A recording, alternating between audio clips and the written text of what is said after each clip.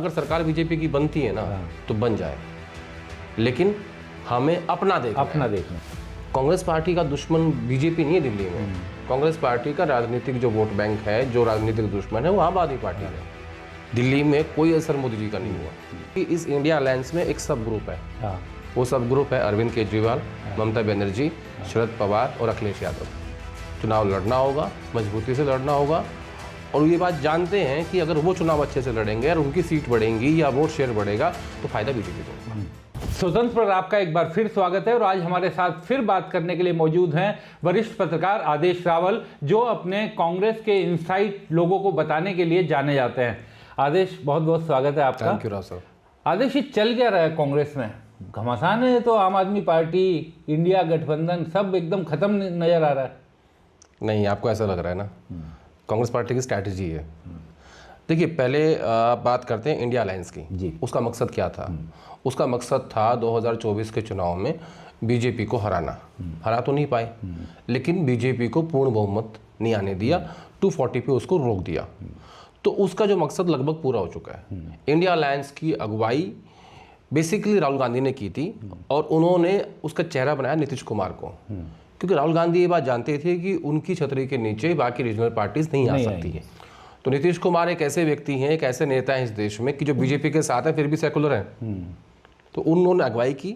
हालांकि कन्वीनर नहीं बन पाए और उससे पहले जो कुछ वो सबको पता ही है, मैं उसकी बात नहीं करना चाहता। लेकिन इस पूरे इंडिया गठबंधन में कहीं भी कमिटमेंट नहीं था विधानसभा चुनाव का। हाँ, हरियाणा के चुनाव में राहुल गांधी ने एक पेशकश की थी कि भाई मैं एलओपी हूँ और मैं कांग्रेस पार्टी का एलओपी नहीं हूँ, पूरे विपक्ष का एलओपी हूँ, तो मुझे लगता है कि भाई आम आदमी पार्टी को आप एडजस्ट कर लो हरियाणा में। तो हरियाणा के नेता नहीं माने और वो नहीं हुआ। अब जैसा मैंने आपको लास्ट टाइम भी कहा था, अगर मुकाबला त्रिकोणीय होगा, ट्रायंगुलर होगा, तो उसमें आम आदमी पार्टी, अरविंद केजरीवाल 11 साल में पहली बार एंटी इनकम्बेंसी फेस कर रहे हैं। अगर मुकाबला त्रिकोणीय होगा, नहीं, अदरवाइज वैसे कर रहे हैं ओवरऑल जी। अरविंद केजरीवाल पहली बार कर रहे हैं, क्योंकि 2014 में मोदी जी की लहर चल रही थी, 272 से ज़्यादा सीटें आई, 272 में हिसाब से आई थी। 15 में जब चुनाव हुआ, अरविंद केजरीवाल जीते, 67 ले गया। ठीक है, दिल्ली में कोई असर मोदी जी का नहीं हुआ। 2019 में 303 सीट बीजेपी की आई, लेकिन 20 में फिर अरविंद जीते, 62-63। ठीक है, कोई एंटी इनकम्बेंसी नहीं थी। लेकिन इस बार जो है ना, पहली बार एक राजनेता के रूप में अरविंद केजरीवाल के सामने एंटी इनकम्बेंसी है, सत्ता विरोधी लहर है, इसीलिए वो टिकटें चेंज कर रहे हैं, इसीलिए वो सीटें बदल रहे हैं, वो दिखाई दे रहा है। और वो एक उनकी मैं कहूँगा अच्छी क्वालिटी है कि वो बीजेपी और कांग्रेस से हट के टिकट काट नहीं रहे हैं, वो पहले संवाद कर रहे हैं।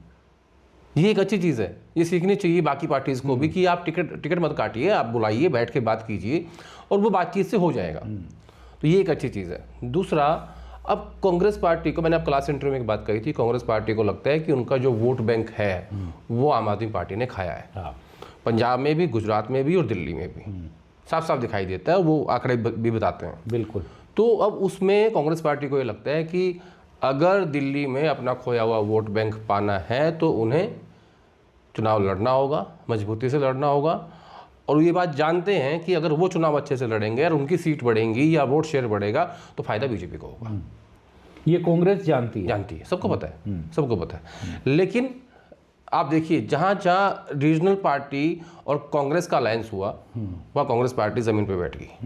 इसके उदाहरण है बिहार, उड़ीसा, आंध्रा, वेस्ट बंगाल, उत्तर प्रदेश, हर उन राज्यों में, और दिल्ली में भी। बिल्कुल।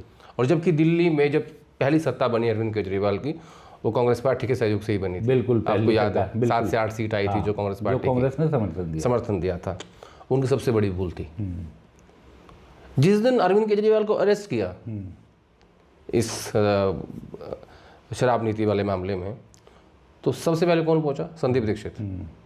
वहाँ पहुंचे कि नहीं, ये गलत हो रहा है, हमारे अलायंस के पार्टनर हैं। और अब संदीप दीक्षित ही अरविंद के सामने खड़े हुए हैं, और भाषा भी एकदम, और भाषा बोल रहे हैं जो शायद वो बीजेपी को भी नहीं बोलते। नहीं, भाषा दोनों तरफ की मुझे अलग लग रही है। आपने, आज मैं ट्विटर देख रहा था कि आपके ट्विटर हैंडल से एक पोस्टर आया हुआ है जिसमें अमित शाह, अजय माकन और संदीप दीक्षित कि ये हम एक हैं। तो ये पहली बार मैं ऐसा देख रहा हूँ कि आम आदमी पार्टी आरोप लगा रही है कि कांग्रेस और बीजेपी मिल गए हैं हमें हराने के लिए। अगर अरविंद केजरीवाल के खिलाफ इंडियन कम्युनिटी नहीं होती तो उन्हें ये सब आरोप लगाने की ज़रूरत नहीं पड़ती। और किसके एलिगेशंस पे, किसके मतलब एफआईआर पे या शिकायत पे अरविंद जेल गए? कांग्रेस पार्टी की। और अभी भी शिकायत कांग्रेस पार्टी ने की है। जो स्कीम्स को लेकर के हंगामा चल रहा है, 21 रुपए की जो बात है, शिकायत कांग्रेस पार्टी। लेकिन शराब में किसने करी? कांग्रेस पार्टी ने, अजय माकन ने, अनिल चौधरी ने, इन सब ने मिलकर किया। और अब कांग्रेस पार्टी ये कह रही है, माफ़ कीजिएगा, आम आदमी पार्टी ये कह रही है कि हम 24 घंटे का टाइम देते हैं अजय माकन को, या तो वो नहीं, मतलब कांग्रेस पार्टी को नहीं, हम उनको इंडिया अलायंस से बाहर कर देंगे। लेकिन इंडिया अलायंस का बहुत छोटा पार्टनर है आम आदमी पार्टी। उसका सबसे बड़ा पार्टनर कांग्रेस पार्टी है, नंबर के हिसाब से भी। और इसकी पहल भी कांग्रेस पार्टी ने ही करी थी।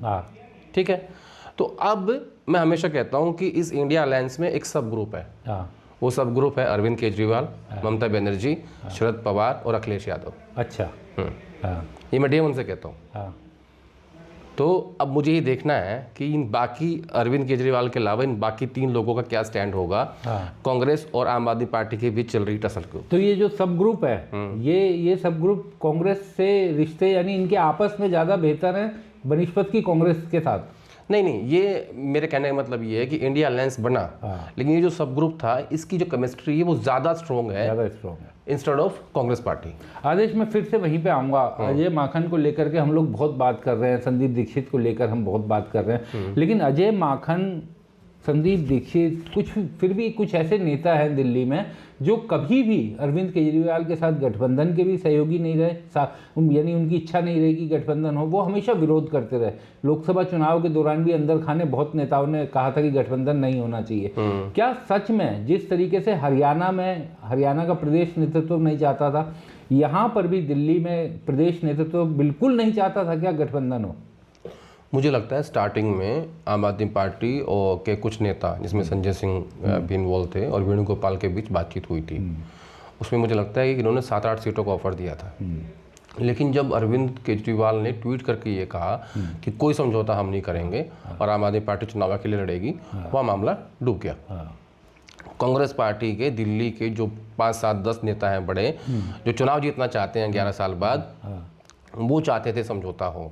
लेकिन एक बड़ा तबका ऐसा था, मैंने आपके लास्ट इंटरव्यू में बात कही थी, कि वो चाहते हैं कि लॉन्ग टर्म फायदे के लिए, कांग्रेस पार्टी का खोया हुआ वोट बैंक वापस पाने के लिए हमें समझौता नहीं करना। लेकिन लॉन्ग टर्म, वो बात आपकी एकदम ठीक है, क्योंकि 2 ही तरह के वोट हैं दिल्ली में, एक प्रो बीजेपी, एक anti BJP. Anti BJP vote जो है वो कांग्रेस के पास पहले हुआ करते थे, जो छीन करके आम आदमी पार्टी अपने पास ले गई थी। लेकिन फिर भी उसके बावजूद जो वर्तमान स्थिति है उसमें अगर अरविंद केजरीवाल या आम आदमी पार्टी कमज़ोर होती है तो कांग्रेस की सरकार बनते हुए तो नहीं दिखाई दे रही दिल्ली में अभी वर्तमान में।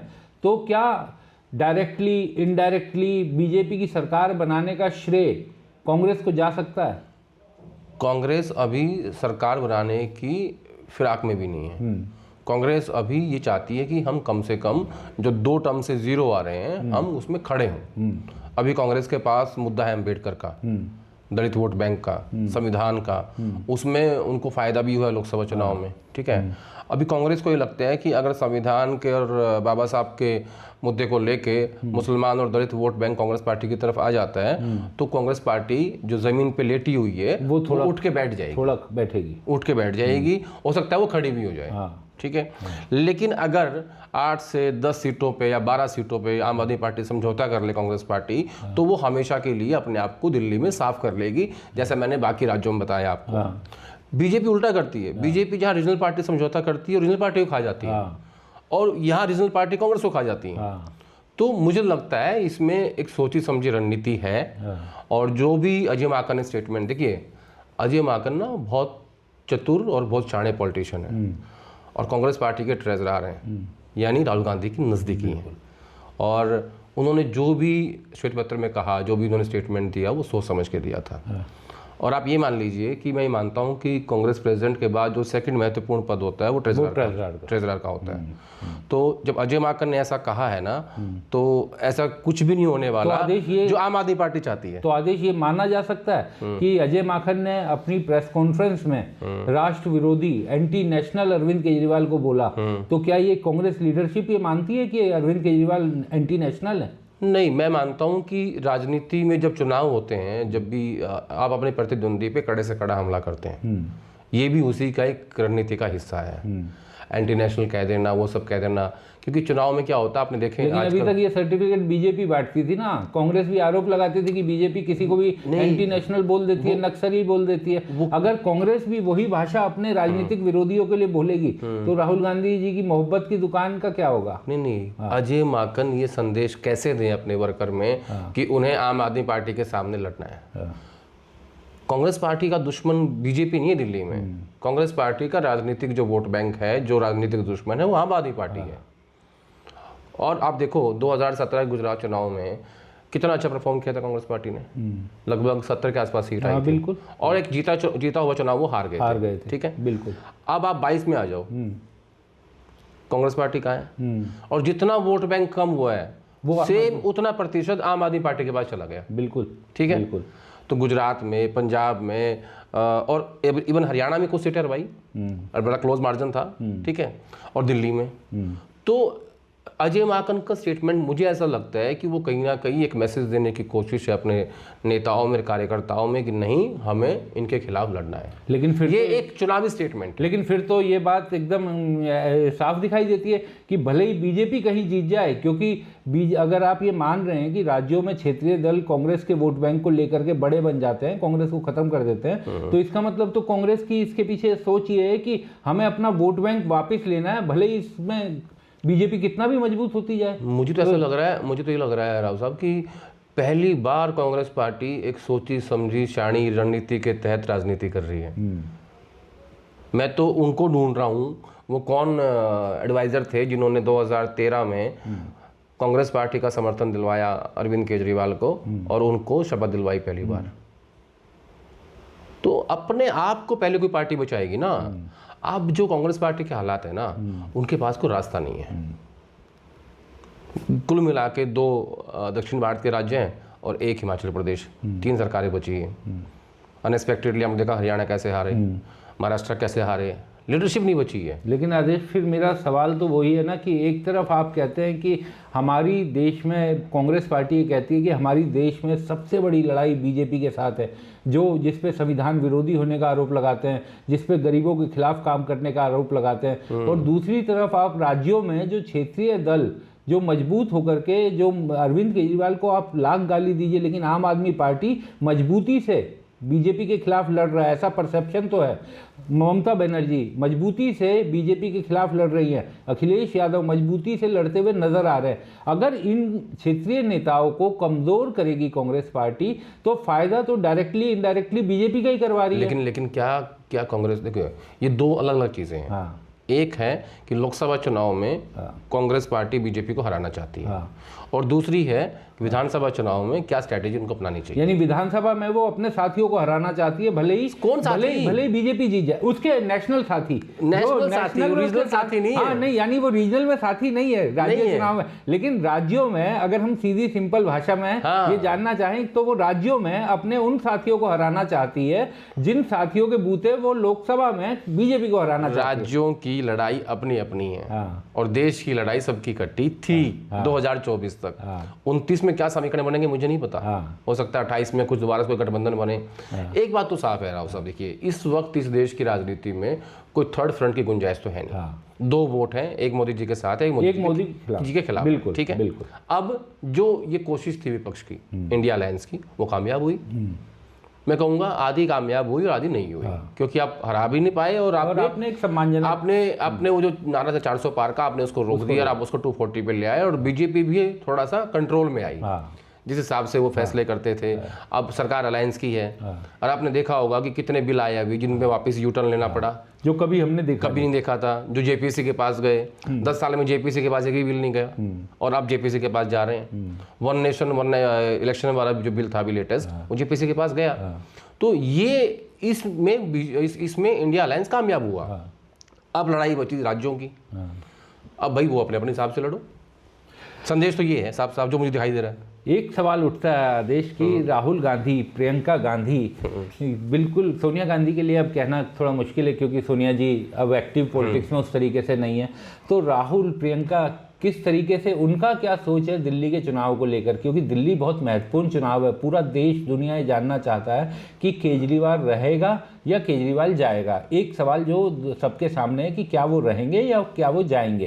तो राहुल गांधी, प्रियंका गांधी, इस मामले में इस सवाल का क्या जवाब उनके पास होगा? क्या सोचते होंगे वो इस सवाल को? मुझे लगता है राहुल गांधी जिस हिसाब से राजनीति करते हैं तो वो क्या करते हैं, जैसे जब उन्होंने हरियाणा चुनाव में ये कहा कि भाई आप आम आदमी पार्टी को भी सीट दे दो, तो उन्होंने ये कहा कि इसका फैसला हरियाणा कांग्रेस के नेता कर लें, ये मेरा काम नहीं है।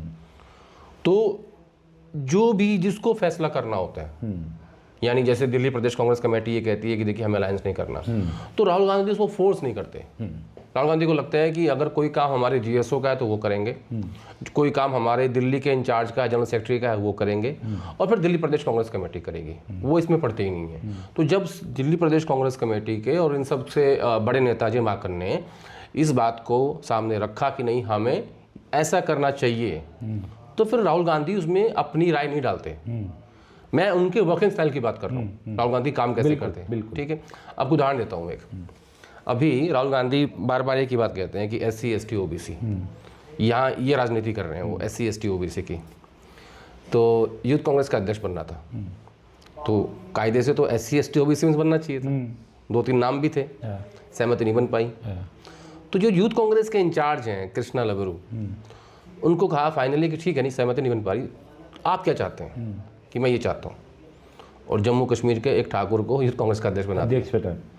ठीक है, राहुल गांधी को लगता है कि जो जिस काम के लिए रिस्पॉन्सिबल है वही फैसला ले। लेकिन आदेश, फिर सवाल तो वही आता है ना कि राहुल गांधी, लेकिन कांग्रेस पार्टी के, देखिए मल्लिकार्जुन खड़गे अध्यक्ष है, लेकिन जो परसेप्शन है उसमें सब जानते हैं कि राहुल गांधी कांग्रेस के सबसे बड़े नेताओं में से एक है, और हर फैसले की जिम्मेदारी और फैसले का, अगर वो फैसला सही बैठता है तो उन्हें उसका श्रेय भी मिलता है। तो अगर अरविंद केजरीवाल के खिलाफ मजबूती से इस तरीके के आरोप लगाकर एंटी नेशनल बोलना है और इस लेवल पे चुनाव प्रचार चला जाएगा, तो कहीं ना कहीं राहुल गांधी की भी जिम्मेदारी बनेगी। और राहुल गांधी, अगर दिल्ली में बीजेपी जीतती है कांग्रेस के रुख के कारण, तो कहीं ना कहीं राहुल गांधी को ये भी कहा जाएगा कि राहुल गांधी की कांग्रेस के कारण अरविंद केजरीवाल हारे और बीजेपी सत्ता में आए। उसमें डिपेंड ये करेगा, मान लो कि बीजेपी जीतती है, अब ये सवाल हाइपोथेटिकल है, ठीक है ना, हम अज्यूम कर रहे हैं। तो कांग्रेस पार्टी कहाँ खड़ी होती है? अगर वो 5 सीट पे आती है, 10 सीट पे आती है, 15 पे आती है, 20 पे आती है या 1 पे आती है, तो अगर कांग्रेस पार्टी का संगठन या विधायक या कार्यकर्ता एकजुट हो जाता है और वो वापस उसको पा लेते हैं, तो फिर मुझे नहीं लगता कि राहुल गांधी या कांग्रेस पार्टी के कोई भी नेता जो दिल्ली में चुनाव लड़ रहे हैं, लड़वा रहे हैं, वो इस बात को लेकर दुख मनाएंगे, भले ही बीजेपी बन जाए। अगर कांग्रेस पार्टी खड़ी होती है, देखिए हर चीज की एक कॉस्ट होती है कि किस कॉस्ट पे आपने क्या किया। अगर कांग्रेस पार्टी ने एक भी सीट जीते बगैर सरकार भाजपा की बनवा दी तो गलत है, ठीक है, तो आपने कुछ नहीं कमाया। लेकिन अगर आपने खुद की पार्टी को खड़ा कर लिया वापस, अगर आपके 2, 4, 5 विधायक, 2, 4, 5, 10 जो भी संख्या होती है, इसका जो सेलिब्रेशन मोड है, यानी इसका जो सही जवाब है, वो मैं आपको दे पाऊंगा जब मेरे सामने रिजल्ट आएगा। लेकिन इस वक्त जो है ना, इस वक्त ये नहीं है कि इंडिया, अब एक बात बताता हूँ आपको, देखिए संसद में क्या हो रहा है। संसद में टीएमसी ने शुरुआत की कि भैया इंडिया अलायंस हमें दो, हम इसको चलाएंगे बेहतर तरीके से, बिल्कुल, क्योंकि कांग्रेस 2 राज्य हार गई। ठीक है, उसको किसने बैकअप किया? शरद पवार ने। फिर किसने किया? अरविंद केजरीवाल ने। आ गया ना वो सब ग्रुप। लेकिन जब उपसभापति के खिलाफ अविश्वास प्रस्ताव आया, जब अम्बेडकर के मुद्दे पे अमित शाह के खिलाफ प्रदर्शन करना था, तो इंडिया अलायंस एक था। लेकिन जब गौतम अडानी का मुद्दा आता है तो कांग्रेस पार्टी इंडिया अलायंस में आइसोलेट हो जाती है। लेकिन आदेश, आप कोई भी मुद्दा, मुझे कोई उदाहरण बताइए जिसमें हाल फिलहाल में जब से इंडिया गठबंधन बना है आम आदमी पार्टी कांग्रेस के साथ ना खड़ी दिखाई दी हो, चाहे वो संसद के अंदर की बात हो या संसद के बाहर बात हो। भले ही अंबेडकर के मुद्दे पर आम आदमी पार्टी ने और भी अलग स्टैंड लिया क्योंकि दिल्ली की राजनीति उन्हें भी करनी है, लेकिन वो हमेशा कोशिश करते हैं कि मल्लिकार्जुन खड़गे, क्योंकि विपक्ष के बड़े नेता वो इंडिया गठबंधन के को रिप्रेजेंट करते हैं, संजय सिंह वहाँ दिखाई देते हैं, पार्टी के बाकी सांसद वहाँ दिखाई देते हैं, तो वो तो उनके पीछे चल रहे हैं नेशनल पॉलिटिक्स में। लेकिन जब राज्यों को ये लगेगा कि जहाँ हमें ज़रूरत पड़ती है, नेशनल पॉलिटिक्स में आपको ज़रूरत है कांग्रेस को, तो आप हमारा साथ ले लेते हैं, लेकिन जब राज्यों को जरूरत पड़ती है तो आप साथ खड़े नहीं दिखाई देते। नहीं, वो कमिटमेंट का हिस्सा ही नहीं। हाँ।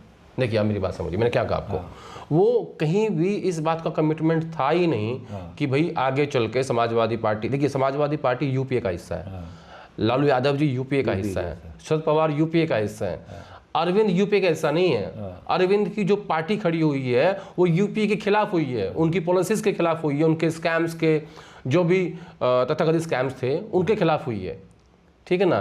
तो अरविंद और बीजेपी ये दोनों कांग्रेस पार्टी की 2012 से लेकर 14 तक की राजनीति के बहुत बड़े बेनिफिशियरी हैं। ये बात तो आप मानोगे ना? बिल्कुल। और उस दौर में क्या हुआ आपने भी कवर किया, हमने भी कवर किया। आज डॉक्टर मनमोहन सिंह को हम सब याद कर रहे हैं, ठीक है, और उनको श्रद्धांजलि दे रहे हैं, लेकिन जिस तरीके से इस देश की मीडिया ने, इस देश के लोगों ने उनको ट्रीट किया, आज मुझे लगता है कि जैसे उन्होंने कहा था कि history will be kinder to me और media will be kinder to me, वो आज हम सब उनको लेके ही बात कर रहे हैं। लेकिन आज देखो ना आप क्या हालत है, दिखा दो ऐसे कोई सवाल पूछ के, क्या क्या टीवी में चलता था, क्या क्या सवाल पूछे जाते थे, क्या क्या स्टोरी छपती थी अखबारों में।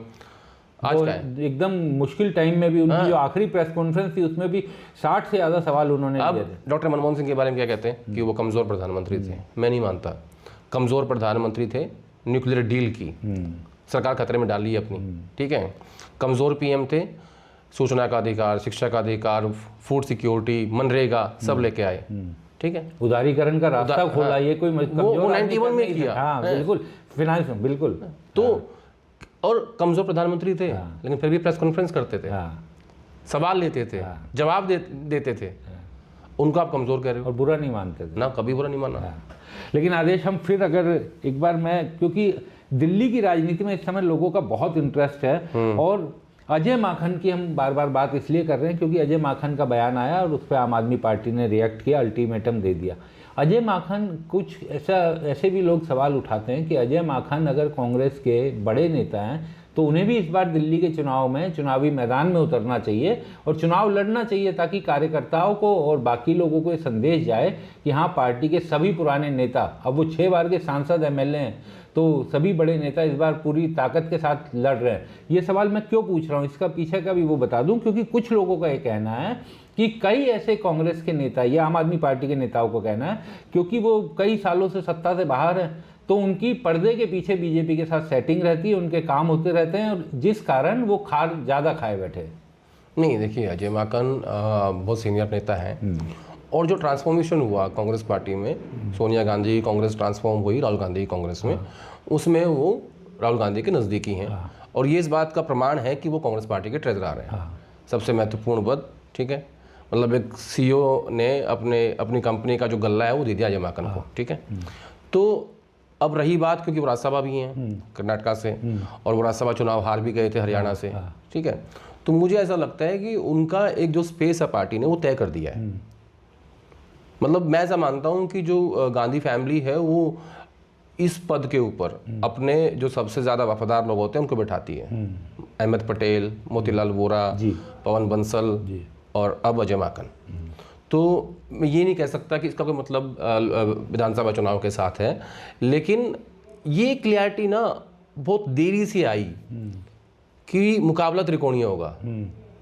स्टार्टिंग से क्लियरिटी नहीं थी। मुझे शुरुआत से इवन खड़गे साहब का दफ्तर भी आम आदमी पार्टी के सांसदों से बात कर रहा था, अलायंस को लेके बातचीत चल रही थी, उनकी भी चल रही थी बातचीत। जैसे आपने कहा ना कि खड़गे साहब को बड़ा संजय सिंह फॉलो करते हैं, वहाँ से ये बातचीत चल रही थी।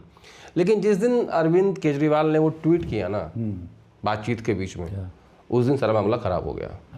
अब आप बार बार उस सवाल पे आ रहे हो कि इसको सम अप कैसे करें। देखिए, मुझे ऐसा लगता है कि कांग्रेस पार्टी दिल्ली में अपने आप को खड़ा करने के लिए कोई भी कीमत चुकाने के लिए तैयार है। लेकिन कहीं भारी ना पड़ जाए कीमत उसके लिए कि बाद में ये आरोप लगेंगे कि बीजेपी की सत्ता जो अगर उनके इस रुख के कारण अरविंद केजरीवाल हारे, कांग्रेस थोड़ा मजबूत हुई लेकिन बीजेपी बहुत मजबूत हो गई, क्योंकि दिल्ली में 35% के आसपास वोट हमेशा बीजेपी इवन 36-37 तक आपका उसका इंटैक्ट वोट है। उसको उससे अगर वो थोड़ा सा भी ऊपर बढ़ी वोट कटने के कारण, तो उसका श्रेय भी कांग्रेस को जाएगा कि कांग्रेस के कारण सरकार कांग्रेस, बनी। राव साहब, कांग्रेस पार्टी के पास कुछ खोने के लिए है ही नहीं, जो है पाने के लिए। अगर एक सीट भी ले आए ना, वो उसको भी सेलिब्रेट करेंगे कि हम 11 साल के बाद, माफ़ कीजिएगा 10 साल, 15 में चुनाव हुआ था ना, 15 और लगभग 10 साल के बाद हम एक सीट जीतने में बस एक आखिरी सवाल, तो वो जो सेलिब्रेशन होगा वो बीजेपी की सरकार बनने के दुख से कम होगा उनके लिए या ज़्यादा होगा? नहीं, मैंने क्या कहा आपको कि कांग्रेस पार्टी के पास दिल्ली के विधानसभा चुनाव में खोने के लिए कुछ नहीं है, जो कुछ है पाने के लिए है। अगर 4% से 8% वोट शेयर ले आए वो भी पा लिया, और अगर 0 से 5 सीट ले आए वो भी पाने के लिए है, ठीक है। लेकिन मैंने क्या कहा कि उसकी जो कॉस्ट है ना, अगर सरकार बीजेपी की बनती है ना तो बन जाए, लेकिन हमें अपना देखना है। हम कब तक दूसरों को बचाने के लिए कांग्रेस पार्टी अपने आप की आहुति देती जाएगी, ये है सिर्फ कुल मिला के इसका निष्कर्ष। बिल्कुल आदेश, और दर्शक भी ये सुन के, क्योंकि दिल्ली के चुनाव पर सबकी निगाहें लगी रहती है, दिल्ली की चुनाव की ऐसी इनसाइट्स के लिए देखते रहिए दा स्वतंत्र। हमारे चैनल को कृपया लाइक करें, सब्सक्राइब करें और अपने साथियों से भी जरूर करवाएं। शुक्रिया।